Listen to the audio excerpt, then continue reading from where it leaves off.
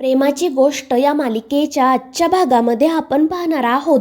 सागर police स्टेशनमध्ये call करतो आणि कंप्लेंट मागे घेतो आणि त्यानंतर पुरू आणि माधवीला तो इन्स्पेक्टर सोडून देतो. तर दुसरीकडे घडलेल्या प्रकारामुळे बापू इंद्रा आणि सागरवर खूप चिडलेले असतात. ते म्हणत असतात की त्या मुक्तामुळे आपल्या सईचा जीव वाचला, मात्र तुम्ही त्या पोरीचं आयुष्य उद्ध्वस्त केलं. आज तिचा साखरपुडा होता, पण तुमच्यामुळे हा सोन्यासारखा दिवस मातीत मिसळला.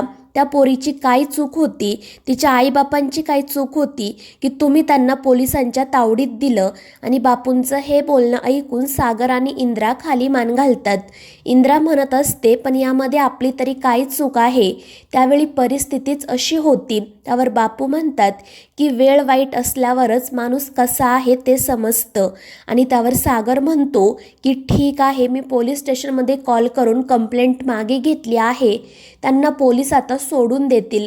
मात्र सागरचं हे बोलणं ऐकून बापू अजून चिडतात आणि ते सागरला विचारतात, मग तू कंप्लेंट मागे घेऊन काय उपकार केलेत का? आणि त्यामुळे सागर काही न बोलता खाली मान घालतो.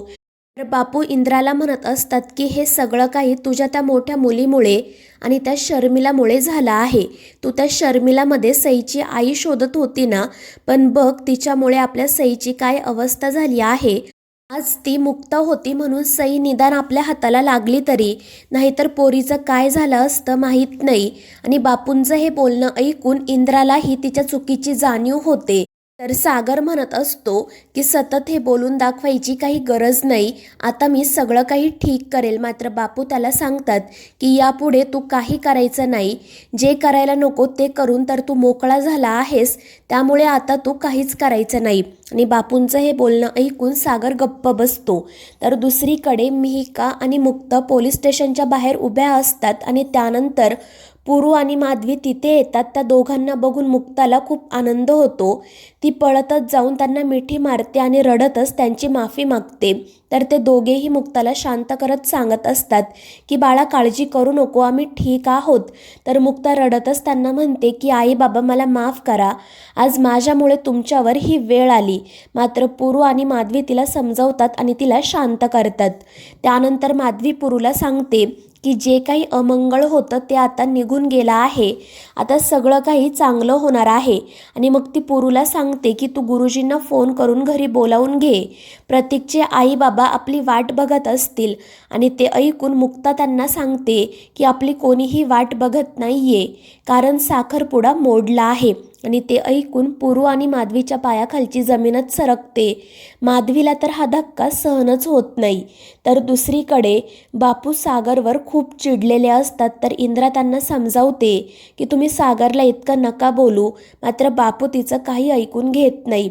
ते सागरवर खूप चिडलेले असतात. ते सागरला म्हणतात की तू असशील एका मोठ्या कंपनीचा CEO, मात्र एका मुलीचा बाप म्हणून तू आयुष्याच्या परीक्षेत नापास झाला आहे. आणि मला माहिती आहे त्या सोन्यासारख्या पोरीला तुला का सांभाळायचं नाही, कारण तिला सांभाळण्यासाठी तुला कोणतंही बक्षीस मिळणार नाहीये ना. आणि बापूंचं हे बोलणं ऐकून सागर खाली मान घालतो. मात्र त्याच वेळी त्याला एका TV चॅनेलकडून कॉल येतो. ते त्याला इंटरव्ह्यूबद्दल विचारत असतात. मात्र सागर त्यांना नकार देत सांगतो की मला इंटरव्ह्यू देणं जमणार नाही. आणि त्यामुळे बापू त्याच्यावर अजूनच चिडतात. ते म्हणतात की जे करायचं होतं ते तर तू केलं नाही, मग आता जे करायला नको ते कशाला करतोय? इंटरव्ह्यू न देऊन काही होणार आहे का? जा आणि स्वतःच्या चुकीबद्दल माफी माग. मात्र त्यामुळे सागर अजून चिडतो आणि रागातच तेथून निघून जातो. तर दुसरीकडे साखरपुडा मोडला आहे ही गोष्ट कळल्यानंतर माधवी तर पूर्णपणे खचून जाते. मुक्ता आणि मिहिका तिला धीर देत असतात. तर माधवी रडतच स्वामींकडे प्रार्थना करते. ती रडतच म्हणत असते की स्वामी, माझी एवढी गोड मुलगी आहे, मग हे सगळं काही तिच्याच वाट्याला का येतं? आणि तिची अवस्था पाहून मुक्ताला सुद्धा वाईट वाटतं. आणि त्यानंतर ती पुरू आणि माधवीला समजावते की बरं झालं, प्रतीकची दुसरी बाजूसुद्धा आपल्याला समजली.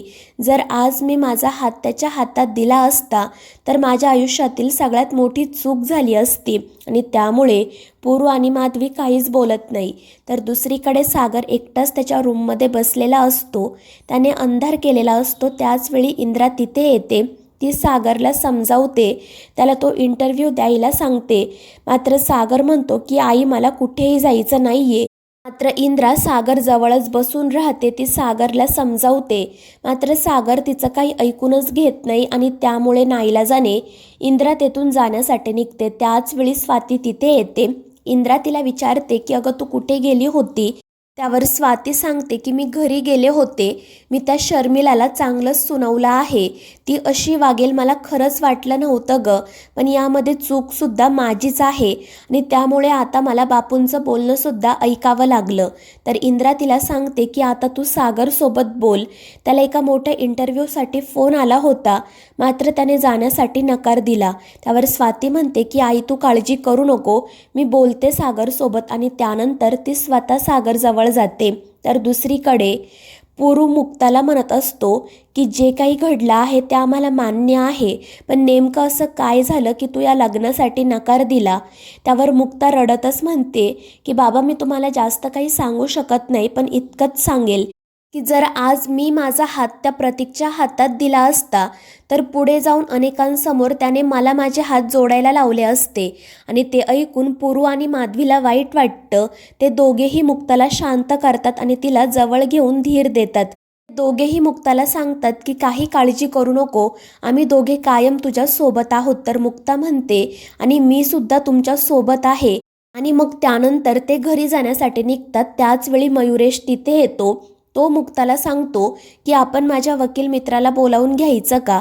मात्र मुक्ता म्हणते त्याची काही गरज नाही, त्या माणसाने कंप्लेंट मागे घेतली आहे.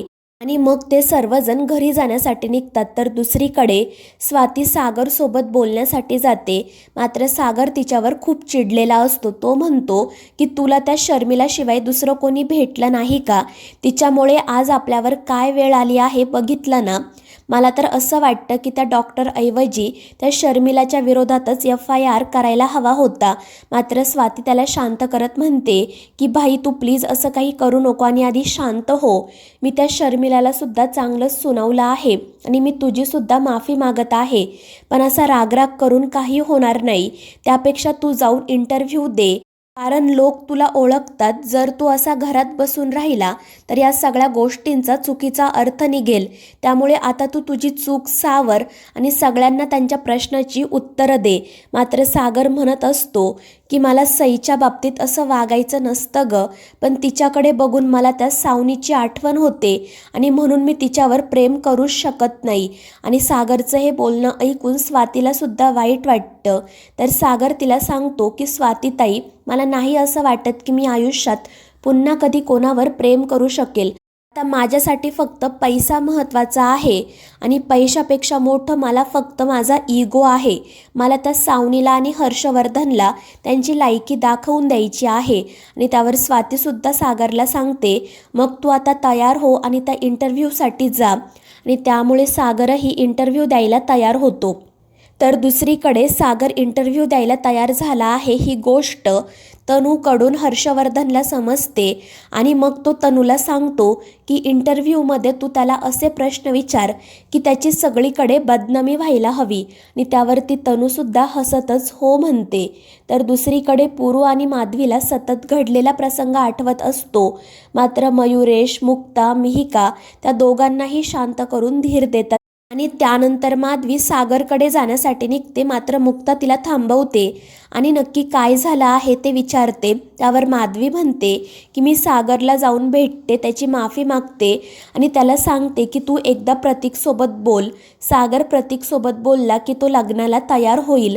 आणि माधवीचं हे बोलणं ऐकून सगळ्यांनाच वाईट वाटतं. मुक्ता तिला सांगते की आई तू माझा स्वाभिमान आहे, तू कोणासमोरही हात जोडायचे नाही आणि आपली चूक नसताना तर आपण माफी मागायचीच नाही. आणि त्यामुळे माधवी तिथेच थांबते. तर मित्रांनो, या मालिकेच्या पुढील भागांमध्ये आपण पाहणार आहोत सागर इंटरव्ह्यूसाठी जातो. मात्र हर्षवर्धन आणि तन्वीने ठरवल्याप्रमाणे इंटरव्ह्यू घेणारा माणूस त्याला सईबद्दल आणि रात्री घडलेल्या प्रसंगाबद्दलच प्रश्न विचारतो. आणि त्याच वेळी मुक्तासुद्धा त्या ठिकाणी येते. त्यामुळे सागर घाबरतो. तर मित्रांनो, या मालिकेच्या पुढील भागांच्या अपडेटसाठी आपल्या चॅनेलला सबस्क्राईब करा.